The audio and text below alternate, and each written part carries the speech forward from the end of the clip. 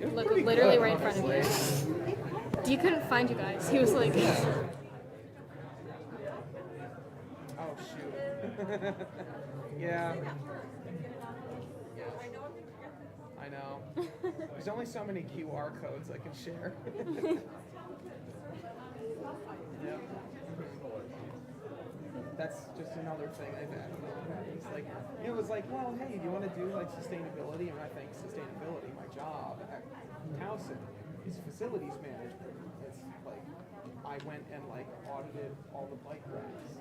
I literally went and flushed like all the toilets. Amanda. For water consumption. Like real stuff, but like I'm like real utility consumption, that kind of stuff. And then I was like, okay, I'll do that here. And it's like, okay, also the conference, also the podcast, also all this. Oh, great. Hi, Thomas. I'm Hannah. It's nice to meet you. I'm so glad that you're here to speak today, and good luck. Yeah, this is fun.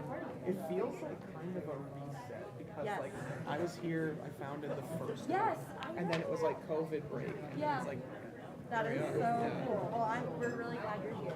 no, it's exciting. I didn't get to stand on like this side of the Yeah, thing. you're in the adult. I know, right? Yeah. It feels so bad. Like I thought it was like this height when I was like a teenager, but like this place doesn't feel as big anymore. I came back and I was like, yeah. I moved to Baltimore is what happened. I moved out of the Adirondacks. Right. Graduating class was like 55 people. So, you know. That's how my college. Okay. Mm-hmm. Oh, so you went opposite. That must have been equally You guys strange. move my water bottle out of the way. I like went to really make my Yeah. So where'd you go to school? I went to Booth College. Oh. Yeah. Why do I know that? I feel like I looked them up for like a sustainability research or something. Yes.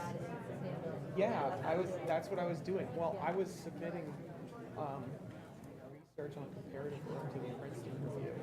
Like I compared universities to Towson. Like after, so I looked up their school. I was like, why would it was pretty highly.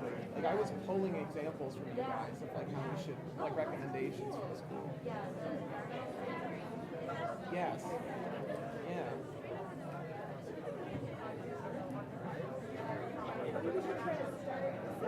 Okay. I'm just gonna radio them that you'll be good to go in about a minute. Does that sound okay? Yeah. Okay. You're the one.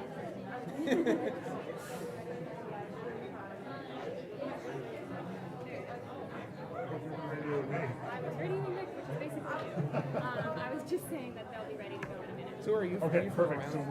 we're totally good to go. We'll wait for them to Oh, approach all the right. I'm podium. actually We'll going start. and talking at the Main Street building on Thursday. Cool, yeah. Thanks. Yeah. That's cool. Well, so you know Marcy and Fagan? Yes, I do. And then Heather Odell. Yeah, so she was actually my French teacher when I was in high school. Because my sister's like now. Oh, so she's still teaching French? Yeah. Okay. Yeah, Because yeah. she's also teaching like a humanities class Yeah. or something. Okay. Yeah. I was like, you gave up on French? Like, what? Yeah. No, so that's funny. So I'll be there that's tomorrow afternoon. Yeah, because the games are going forward. I mean, they're going everywhere, but Yeah. Okay, cool. Just give it a minute. Cool. Hi, everyone. We're starting to get ready for our next presentation. This presentation is going to be by Thomas Potter from the 2023 FISU University Games. Thomas was born and raised in the Adirondacks and was one of the original founders of the first Adirondack Youth Climate Summit.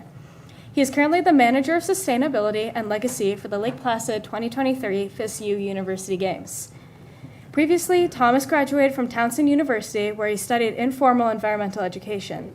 He was also a co-writer of the Maryland Senate Bill 835, the Future Act.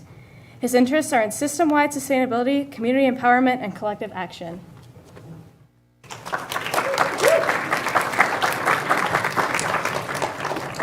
thank you, everybody. This is very cool. So for those of you that don't know, I am actually one of the people who helped found the Adirondack Youth Climate Summit. Back in 2009, I was one of maybe a team of 12. So I'm coming back here after all these years, and I get to be behind the podium now, so it's very fun.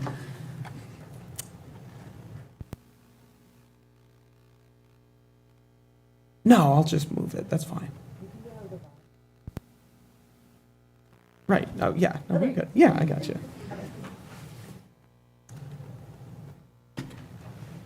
All right, cool. So I'm here today to talk to all of you guys about what it looks like for someone who was once sitting in your seat. And I think literally you right there. I was sitting right there when we kicked off the first Youth Climate Summit. And I want to kind of show you guys what I've been doing and where climate advocacy can take you. So I think that we can agree that all of you are here today to learn about the best practices that you can take to push back against the climate crisis, right? We're all pretty climate-oriented, environmentally minded. We've been thinking about how we can help, and so we've all come to the Youth Climate Summit to come together and figure out the best way to implement climate action plans at our high schools.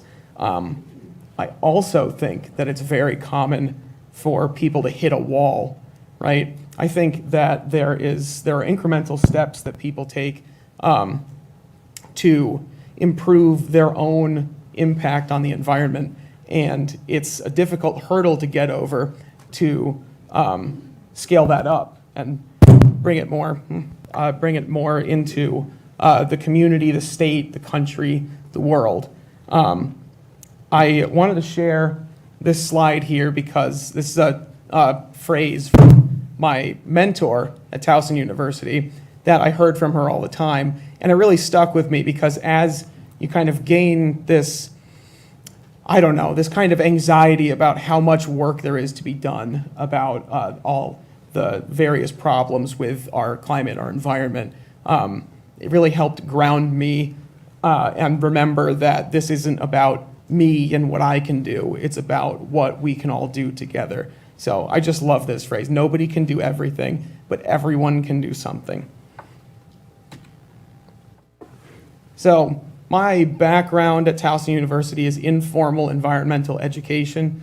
So we take a look at how students really understand themselves and the way that they fit into the world, right? There is kind of an issue that we've had in the past couple decades of putting too much pressure on younger and younger groups of people, or kind of really putting the weight of the world on their shoulders, right? So we kind of break this apart and get students interested in the natural world, and I kind of see this as a cycle, right? So you have an appreciation for what's around you. You have a realization that there's kind of a threat that it faces, right? Harm or going away if you live somewhere vulnerable like a coast or a place with a lot of snow like the Adirondacks. And then I think most people kind of hit a wall once they get to that personal growth side, right? Making our choices, doing what we can to help out.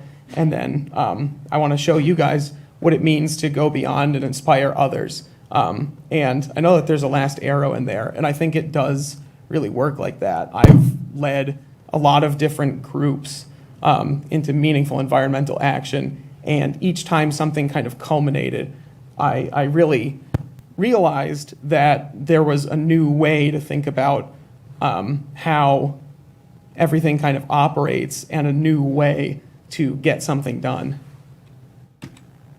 So a little bit about me, going back, I was born and raised here. I was a ski instructor. I've skied, I'm pretty sure since I could walk, maybe about 3 or 4 years old. Clearly a very big fan of snow days, so I hope to see more of those in the future. And I'll be kind of brief about this because I'm going to go through a whole timeline here. But as I was going through high school, I kicked this thing off by joining our Lake Placid High School Environmental Club, where I rose through the ranks over my high school career. And here it is. Right, so I wonder if this works. There's me right there. This is a picture of us from 2009. This is the first cohort of students from Lake Placid, Saranac Lake, Tupper Lake. I think that's it, but it's been over a decade. Ooh. But yeah, this is the first group of students that put on an Adirondack Youth Climate Summit. So that was kind of my trajectory, right? We had seen we learned about the beauty and the appreciation that we should have toward the Adirondack Park. And then, we heard about the Wild Center. We saw that there was a climate conference the year before that was more adult oriented. So then the real founding member, Zach Berger, was like, where are all the kids? So the next year started up the Adirondack Youth Climate Summit. And I'm very happy to see that it's still continuing to this day and expanding. Once I got through high school, I went to college originally at Stony Brook University, and I think that period of time was where, well, you guys might not really remember this, but it was a time where we kind of saw a lot of cracks in the system, a lot of inequalities that people faced, a lot of things that weren't working, and it was going to take something much more imaginative to kind of build that better world that we're looking for. So I went over to study it for a little bit. So these are just a couple of pictures of people who had come together from a lot of different walks of life to come and talk about the inefficiencies that we were facing. And there was very clearly not just an economic kind of tint to the Occupy Wall Street movement. There was a very clear understanding even back then that we had a lot of work to do when it came to these very, very large and very intimidating kind of global systems. So as I was going through my undergrad, I actually came back here. I worked as a naturalist one summer at the Wild Center where I really got to hone my skills. I had a great time. I came through here, I designed programs. We implemented a monarch butterfly tagging program. I got to play with the iPad for the Science on a Sphere thing. It was sick. It was really, really cool. And I mean, it was a fantastic opportunity as a college student who was learning about how to really communicate this stuff to an audience. Because I think especially for any of you who are in environmental clubs or any sort of action coalition, anything like that, it's pretty easy to talk in circles with each other, frankly. I think a lot of us have pretty unanimous consent about what's going on in the world and what we can do to support it. I think that it is a very important skill for any of you who are interested in kind of climate leadership in the future to be able to put yourself out there and talk to wider audiences like the experience I had as a naturalist. And so moving on from the Wild Center, I made my way through part of college, ended up leaving, and I moved down to DC. And this was another fascinating time to live in, where we were dealing with, an administration that was pulling out of the Paris Climate Accords, right? And data kept coming in that we were more and more in peril, that action was necessary, right? So I had deemed it necessary to participate beyond my own personal sphere of influence, right? There was, so I went to DC and I participated in the climate march. I had seen that as a pretty clear, easy thing to get involved with, right? That was a very specific message. But in my last slide, I said it's so much more, right? So I'm a sustainability guy. I look at a very big picture where, I consider food systems, public health, water infrastructure, environmental toxicology, all kinds of things like that, because at the end of the day, if we curb our CO2 emissions, that's fantastic, but what does that do for us if we still have lead in our pipes? Or what does it do if we still have PFAS in our water? All sorts of things like that. So I'd taken it to incorporate this kind of intersectional understanding of kind of improving our world in a more holistic sense. And so, I was kind of escalating this action, and instead of staying at the local level, I made my way into the chambers of Congress back in 2017, I think it was, and listened to the confirmation hearings. For anyone who also experienced the very fun civics lesson that we got back in the mid-10s, I was witnessing the confirmation hearings of Betsy DeVos, Scott Pruitt, and a couple others. So I lived in DC, I moved over to Baltimore, and I decided to take a different direction and move on towards studying sustainability. So I went to Towson University. I wanted to get serious. I wanted to get back in touch with my experience that I had at the Wild Center, and I went there to major in informal environmental education, which is exactly what I was doing before. It's that wonderful, Steve Irwin type, bringing out animals, sharing your appreciation with nature. And I was excited to get back in there, design more programs, and really bring that to more of the world. I was hoping where I took my own personal kind of love of the environment and shared it here at the Wild Center, I could take my kind of love and appreciation of the Adirondacks and then share that with a broader part of the country. Part of my time at Towson has been working at the Office of Sustainability, which is more of a facilities kind of operation. This is making sure people are sorting their waste properly. This is making sure that people have recycling bins in their dorms.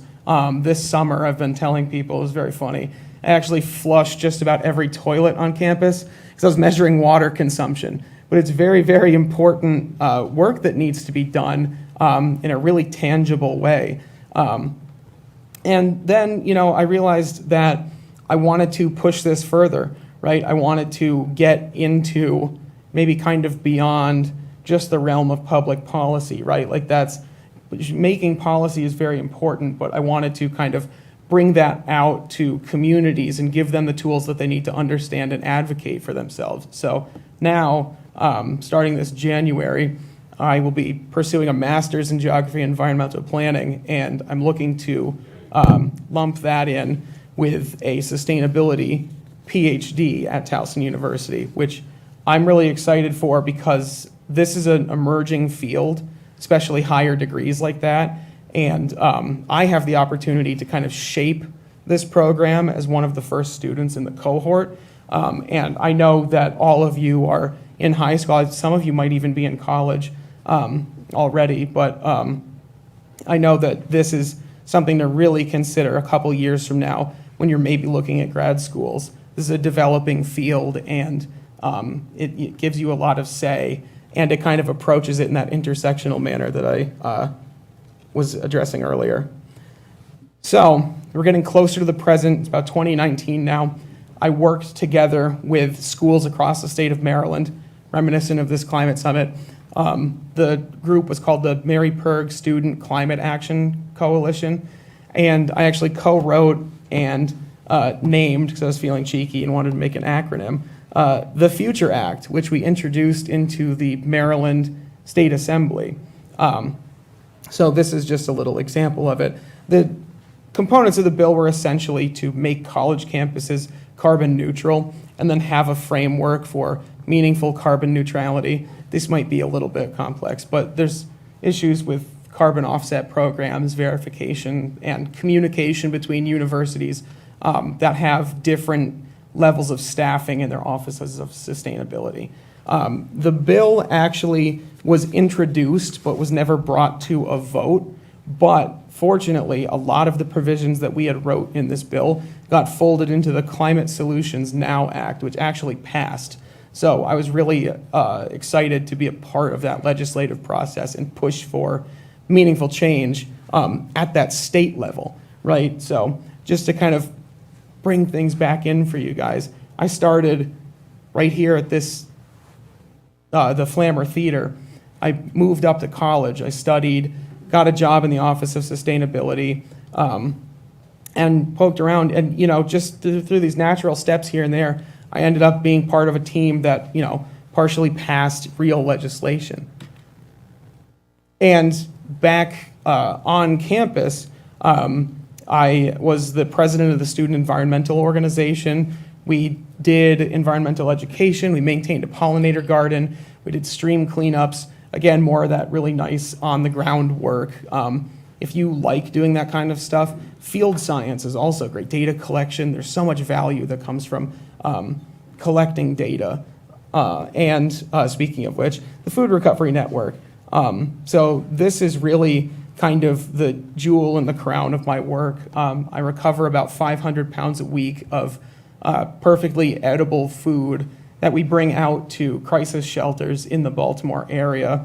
And it's something, it's a network that we plug into because we understand that there are so many avenues that food can go to besides being thrown away or even composted, which is something that I really don't like to see because not only does it still produce greenhouse gases in the form of methane, but it also is something where we've put all of this time and energy into growing these ingredients and harvesting them and processing them, bringing them to market, shipping them to where they need to go, and then directly throwing them in the trash. So it's very nice to find a kind of final place for a prepared food product.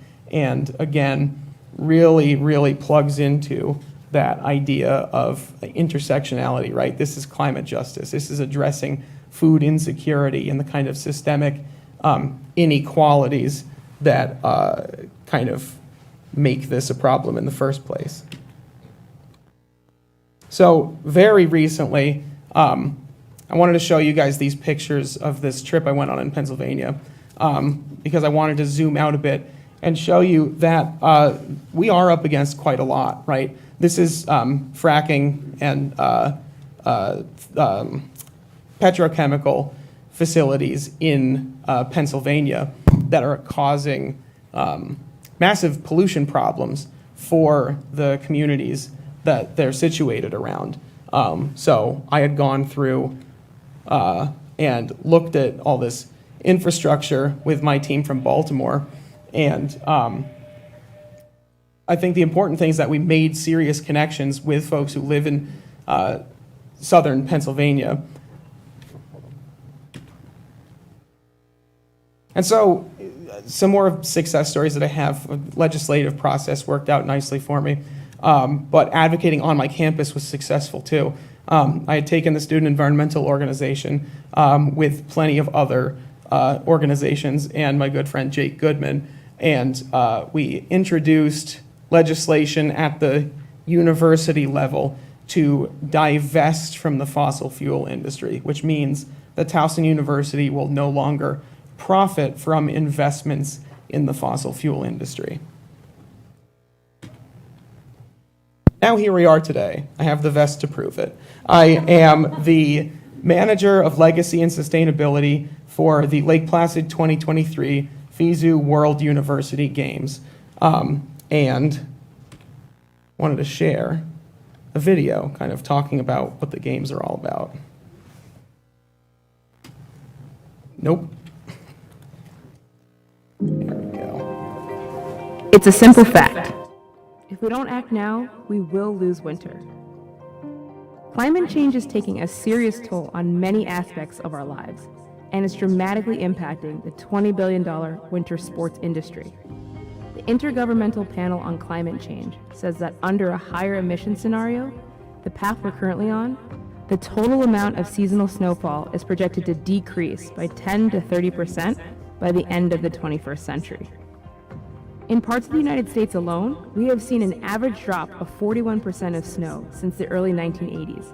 Today, the snow season has shrunk by over 30 days. This is having a profound effect on the 470 ski areas in operation in the United States and the more than 290 in Canada. Every year, it's estimated that more than 45 million Americans enjoy winter sports and recreation. So imagine, if the trend continues, the ski season becomes even shorter, and the snowfalls even fewer. This is having a financial impact on these communities and a real impact on how athletes train and compete. Bobby Orr once called outdoor ice rinks the soul of hockey. Young Wayne Gretzky developed his passion for playing hockey on his own backyard ice rink. But all across North America and the world, outdoor ice is shrinking. Since 1950, winter temperatures have increased by 2.5 degrees Fahrenheit. As the temperature increases, the number of days suitable for outdoor skating will fall. Only 17% of the world's population pays attention to science, but 80% pays attention to sport. So this is an opportunity to demonstrate how climate change and winter sports interact. As world-class competition unfolds over these 11 days, we will do all we can so that athletes on the world stage and those supporting and watching from afar can help save winter. With the support of leading colleges, universities, and the Wild Center in New York State, we will present cutting-edge research and content about all the ways that food, energy, weather, and water affect our athletes in training, competition, and life. Every aspect of operations through the Games will be guided by an environmental ethic, from the award medals to a carbon-free cauldron, tri-sort waste systems, transportation planning, food and beverage, athlete housing, and all aspects of hosting. Leaders, athletes, and students know that sustainable practices matter, and what we do today and tomorrow will be critical to the long-term sustainability of ice and snow around the world. If we don't do something, we won't have something to do.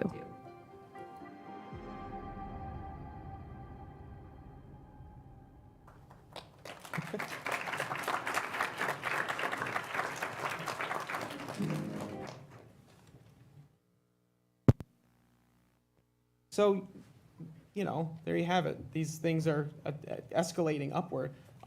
It goes from a kind of local understanding, personal growth and development, making changes at your high school, like you're doing for this summit with your climate action plans, and taking steps from there. Maybe trying your hand with legislation, maybe joining an international sports competition where there's going to be serious, energy inputs, serious resource use. So being really sustainable and keeping that in mind at a level like this is so significant, because this is magnitudes higher than what you as an individual person could possibly produce in waste and emissions, right? So this is how we kind of take our own personal decisions and our own kind of philosophies of how to execute things and plug into these great big systems. I want to share with you guys an opportunity to register for the conference that's running in concurrence with the Games. So I assume pretty much all of you are from around the local area, but the 13th to the 15th of January, we're having a conference at the Lake Placid Center for the Arts, and we welcome students to attend. We're bringing in, prominent climate scientists, athletes, including Bill McKibben, Aaron Mayer, who was the former president of the Sierra Club. We've recently confirmed that Nathan Chen will actually be participating in the conference. We also have appearances from folks like Mike Richter and Chris Dickerson. So if you're interested in hearing the perspectives of these various people who all care about this intersection between climate change and winter sports, you're welcome to scan that QR code there. If not, I'll be around to talk to you about this later. These are our headline speakers, right? We have a lot of athlete activists from various foundations.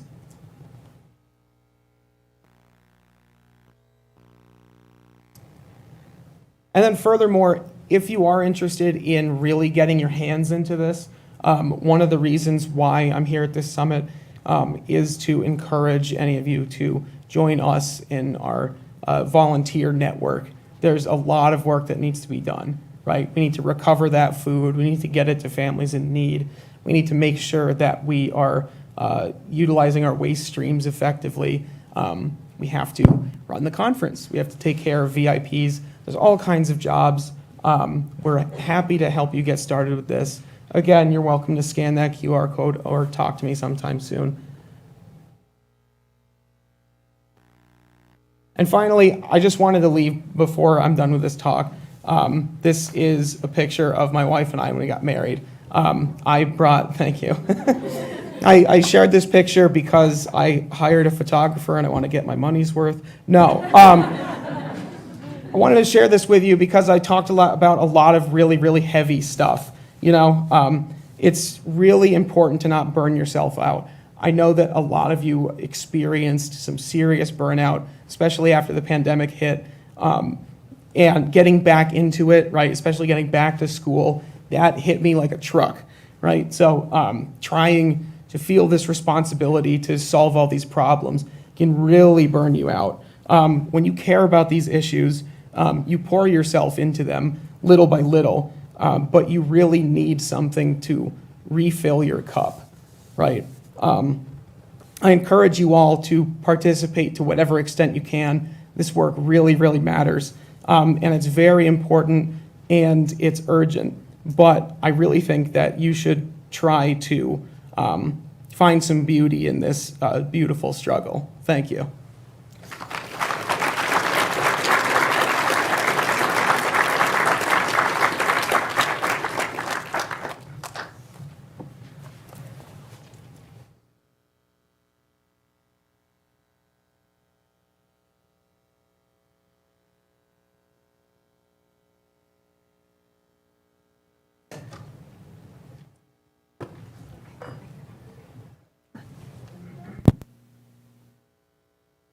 Okay, everyone, thank you. That was awesome, Thomas, thank you. So we have about 20 minutes until our next workshop session begins. So we have some activities that you can take part in out in the Great Hall, the chalkboard mural, a photo booth, writing to your representatives, any of those things. And then we will start our second workshop session at 1:50.